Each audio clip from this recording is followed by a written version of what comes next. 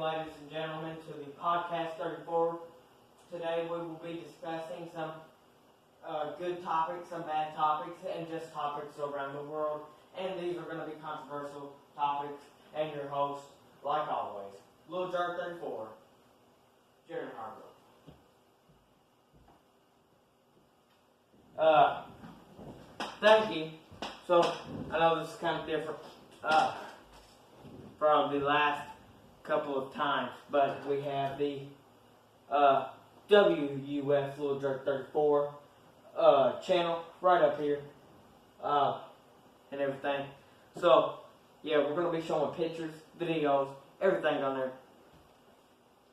Yeah. So getting into it, I don't even know why I brought that out. I have the mic on. Shit.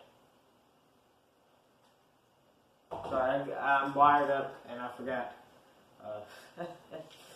Oh shit. So these are the only two pages we need to go over today. So yeah. So let's take this off real quick. The first the first topic we have right here is Donald Cerrone versus Conor McGregor. We're going to get that photo pulled up here in a couple of seconds. There they are. Donald Cerrone and Conor McGregor's on that side. But I mean, these two guys, this fight has been in the rumors with Donald Cerrone in his last fight where he knocked that one dude out by a leg kick. I mean, it's been in the rumors that Conor, and he also called out Conor that night. It's been rumored that they will fight, and Joe Rogan said that the fight was finished. They signed the contract not too long ago. Dana White said it's not even close to being finished. Well, not too long ago on Donald Cerrone, it could have been today actually, but Donald Cerrone,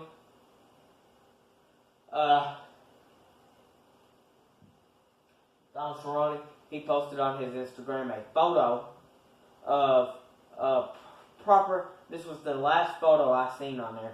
It could have been changed. It could have been a new photo or whatever, but this is what I saw last time. Proper 12 Irish whiskey, which is Conor McGregor's whiskey, and Donald Cerrone's Budweiser, which he is a big fan of, and it's kind of his type of drink that they're sharing here. But I mean, great fight, and he put it together, and then he put Proper 12 Irish whiskey versus Budweiser, July 6th. Will we see these two in Vegas, July 6th, facing off? I don't know. It's a very real possibility. And yeah. Moving on to our next topic right here. I'm going to change the photo one last time to this creepy woman that's going to be popping up on y'all's phones. Holy shit. It's the Momo Challenge. So, let me get a pen real quick because I forgot the pen.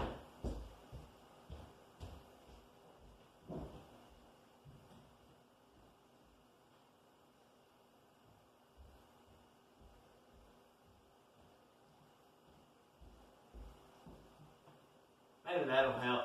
Just a little bit with the background. But, anyway. So, that's the Momo girl. It's the Momo Challenge. So, yeah, man. Apparently, it's a hoax. It's not even real. But, I mean, it says right here, Momo Challenge, Mums, Momo Challenge, warning after son, 5 threatened to stab classmates.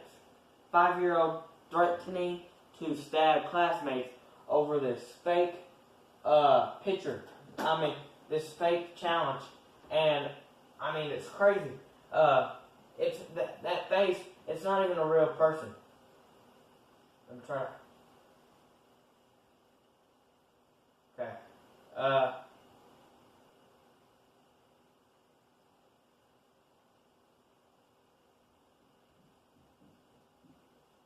see here. I can't find a.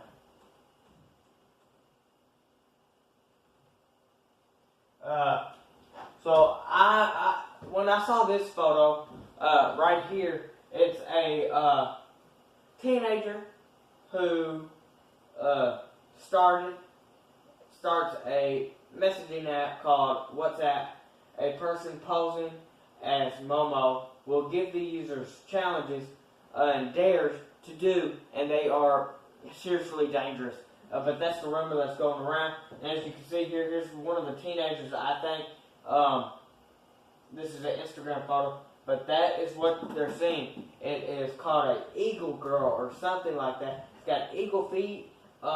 It looks like it's got breasts. It's got a very long neck, a smile that reaches ear to ear, a very weird face, and eyes look like it's popping out crazy. But I mean, it's a hoax, but it could be real. We don't. I don't know. I haven't had any confirmation on that, but it mostly targets children and stuff. So we need to be watching out for this stuff. And I mean, that's crazy that they would try to target people like that 5-year-old threatening to stab somebody over that. And then moving on to our next topic, the summit. So the summit is going to be the U.S. and North Korea have settled, and Kim Jong-un, hopefully I'm saying that right, has actually said that he is down to denuclearize, or he wouldn't be there meeting with Trump. And I think that's a good thing. That American that got arrested in North Korea, he came back, went into a coma, and died not too long ago. Kim Jong-un told President Trump, and President Trump did take Kim Jong-un's word for it. He said, quote unquote, I had nothing to do with it. Or I had no clue about it.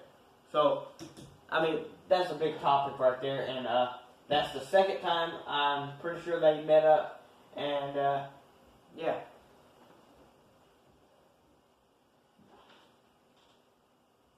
Moving on to a little bit easier, sliding down that slope from the Momo challenge to the summit, and then kind of going on a roller coaster here. But this is Vladimir Putin's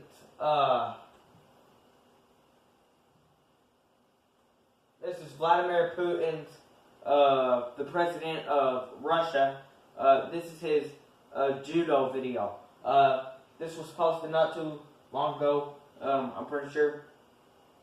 But it shows Vladimir Putin is actually a black belt in judo, and this is just him training with a couple other black belts. So I just want y'all to see this. I mean, he's a badass, bro. He'll flip your ass on your back. Let's go ahead and watch it.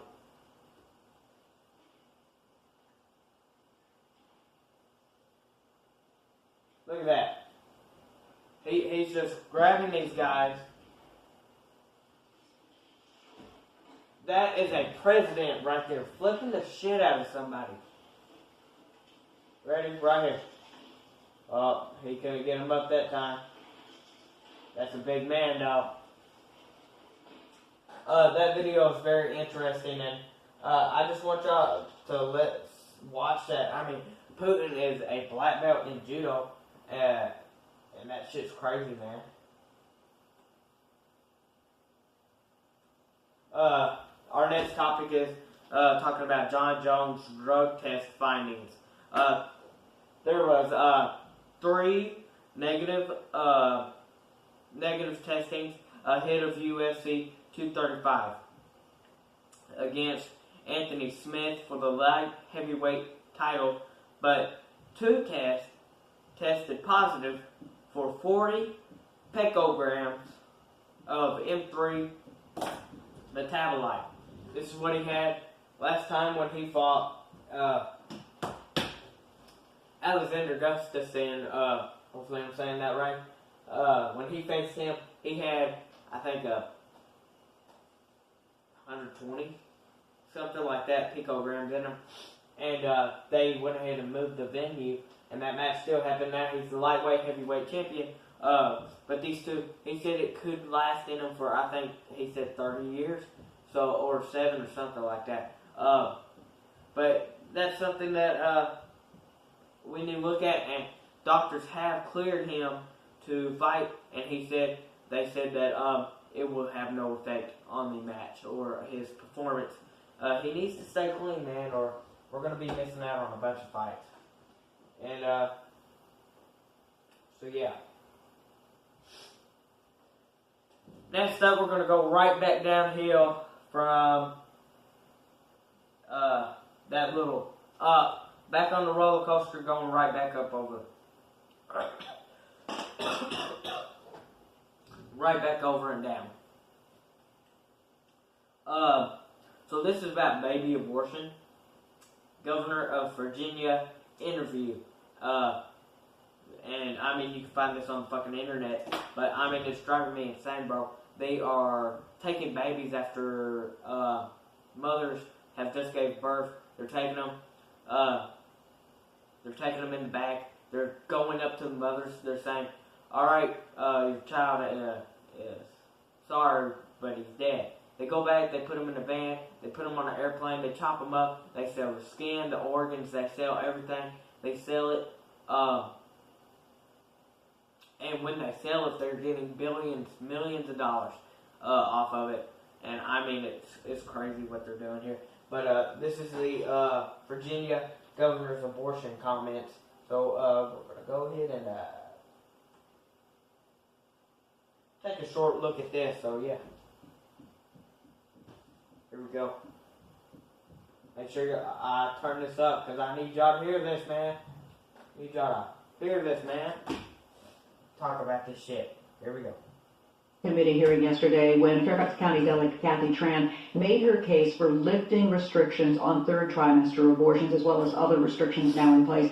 And she was pressed by a Republican delegate about whether her bill would permit an abortion even as a woman is essentially dilating, ready to give birth. And she answered that it would permit an abortion at that stage of labor. Do you support her measure and explain her answer? Yeah, I wasn't there, Julie, and I certainly can't speak for Delegate Tran, but I would tell you, first thing I would say, this is why decisions such as this should be made by providers, physicians, and the mothers and fathers that are involved. There are, He just said the physician and the mother. If that mother does not have a father there, Adam, he's just a runaway piece of shit like most people are becoming to be. I think we are getting more responsible over time, but some guys are just fucking running away. The mother has birth. She's still all drugged up, and she's having to make this big decision about it. And we're going to go ahead and move on. Sorry I didn't have that on full screen. I'll fix my problem right here. We're supposed to quit this at 4:37. It's 3:17 on the video.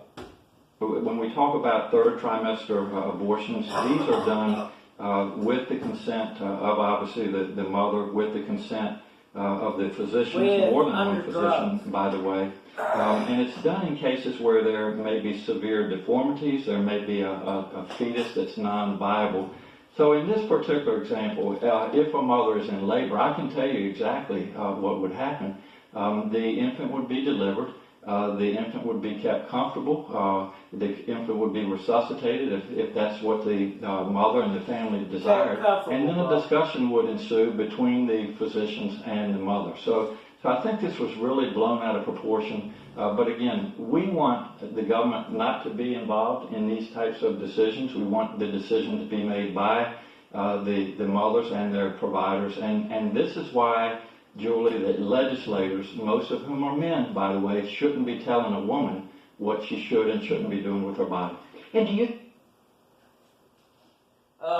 That's crazy, bro. That's crazy that they're letting drugged up mothers right after birth decide if they want to sell their kids or kill them, and for the doctors to sell their organs and stuff. I mean, that's very crazy. Next up, we have the new Russian, supposed to be the big thing, the new Russian MMA. Parkour MMA, and I got a picture right here. I'm going to show y'all.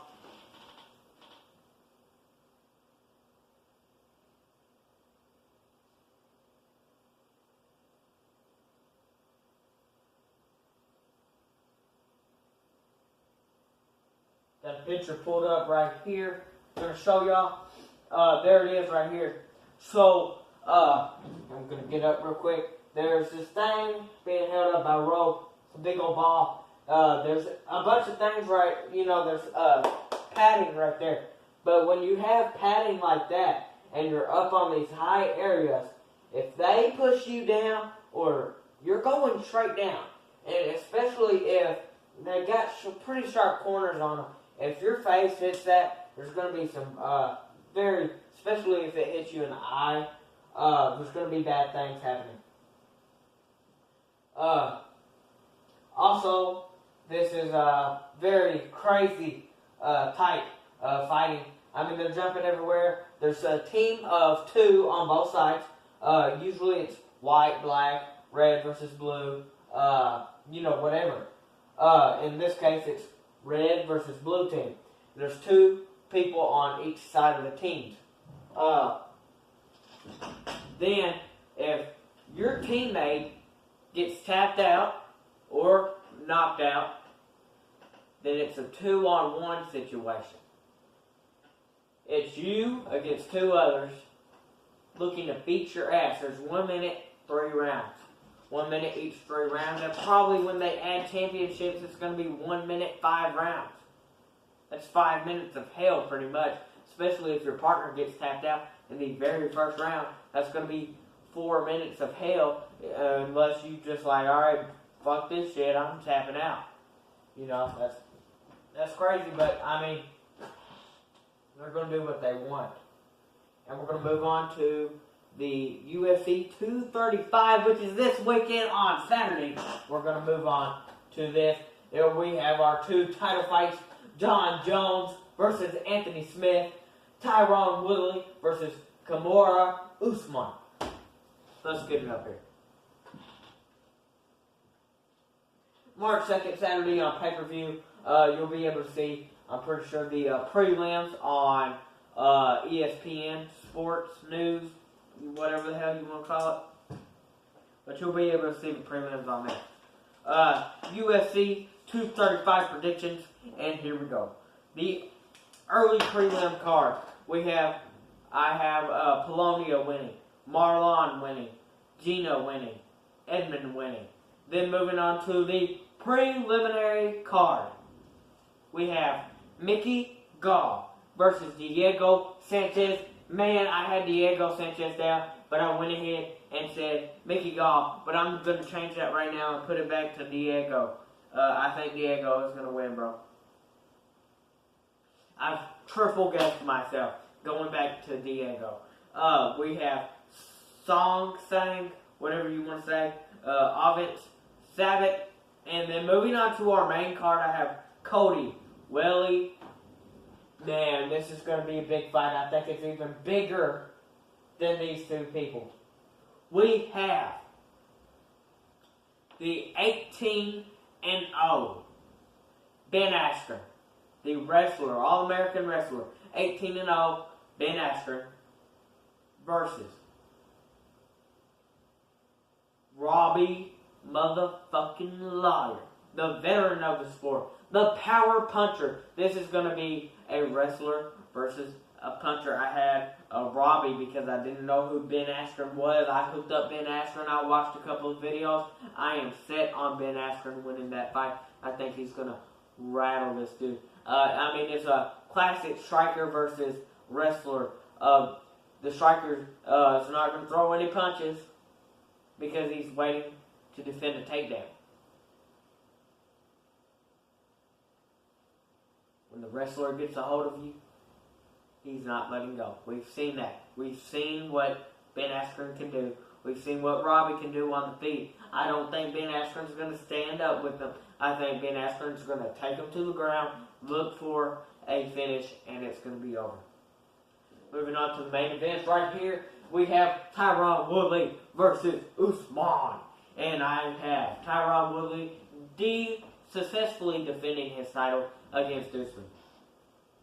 Moving on to John Jones versus Anthony Smith. This is a hard one, man. But Tyron Woodley, he's very fast. Usman, I kind of seen the jabs he was doing. I didn't really like what I was seeing. So John Jones, he's the light heavyweight title defender versus Anthony Smith. Honestly, this is a hard one to pick, but I'm going with my man John Jones. Hell, man, he's failing drug test out here, but at UFC 235, we're going to see John Jones successfully defend his title, and Tyron Woodley successfully defend his title as well. That's my predictions on this fight, man. I'm going to go. I'm going to eat. I'm going to go sleep. I'm going to wake up tomorrow. I'm going to go to school. I'm going to finish all my work. No, I ain't. I'm coming. Oh, God, I ain't doing shit. Saturday, I'm going to wake up. I'm going to watch these motherfucking fights.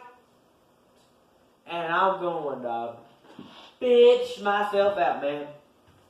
Also, we need to go over what I got right on Fight Night 145. I'm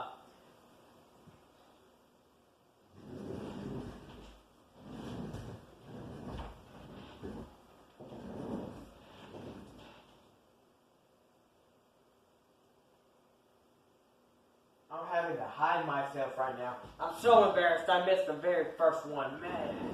God dang. Joe, I got wrong. Rustam, I got wrong. Chris, I got right. Ramazan, that was canceled actually. I don't know if it was canceled, what went on there, but it didn't show up for some reason. Marco, I got wrong. Carlo, I got wrong. Gillian, I got right. Let's go. And then Magadonian, blah, blah, blah, whatever on the main card. I got him right. Dodson, got that one wrong. Lucy, I got that one wrong. Michael, I got that one right. Stephen Shreve, I got that one right, man. Hopefully, he has a good retirement.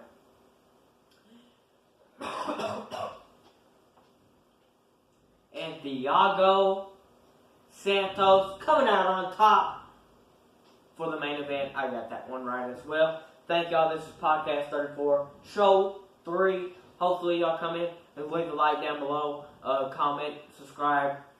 I ain't going nowhere. Thank you. That went off just at time.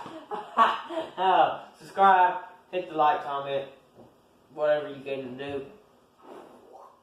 And I'll see y'all next time, Podcast 34, and we'll have some new topics. Hopefully, we don't see Momo on our phone. Holy shit, I am funny.